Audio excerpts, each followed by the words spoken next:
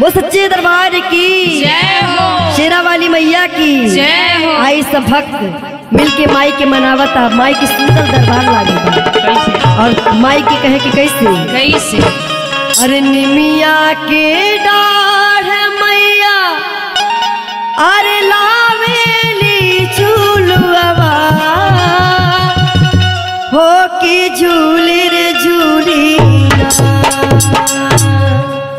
और सब भक्त मनावता माई की कैसे और सब झूम झूम के गावता कहता कैसे कैसे निमिया के डाढ़ मैया लावेली झूलुआ ओ की झूली रे झूलीना निमिया के डाढ़ मैया लावेली झूलुआ हो कि झूले झूलीना ये मैया मोरी गावेली बिटिया हो की झूली रे झूलीना कि मैया मोरी गावेली बिटिया हो कि झूले झूलीना कि मैया मोरी गावेली बिटिया हो कि झूले झूलीना झूलत झूलत मैया के लागली पियसिया हो कि चली रे भैलीना झूलत झूलत मैया के लागली पियसिया हो कि चली रे भैलीना अमल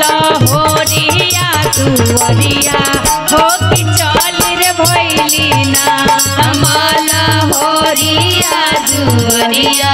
हो कि चली रे भैलीना माला होरिया दुवरिया हो कि चली रे भैलीना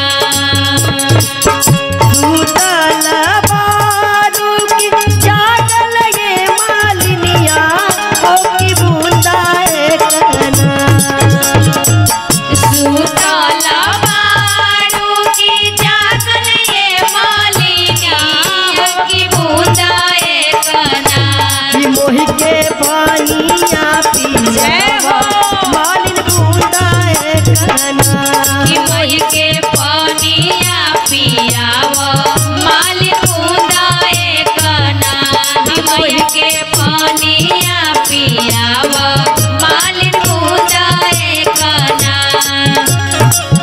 कैसे के पानिया पियाई मोरे मैया हो कि मोरा गुदियाना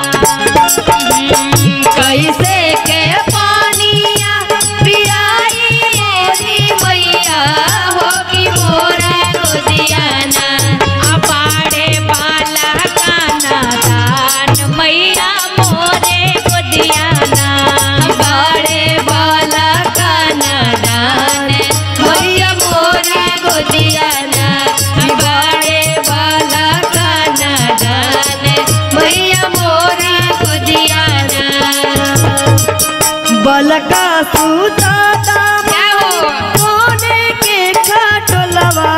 ओ की बूंदा एकना बलका सूता दमाइन सोने के खाटलवा हो कि बूंदा एकना ये मोहि के पानिया पियादा मालिन बूंदा एकना हमही के पानिया पियादा मालिक गाए गाना हमही के पानिया पियादा मालिक गाए गाना जैसे जैसे मालिना हमें चुरावलू हो कि वैसे वैसे ना जैसे जैसे मालिन तू हमके जुड़ावालू कि वैसे वैसे ना तोहर बाला का जुड़ा मालिन वैसे वैसे ना तोहर बाला का जुड़ा मालिन वैसे वैसे ना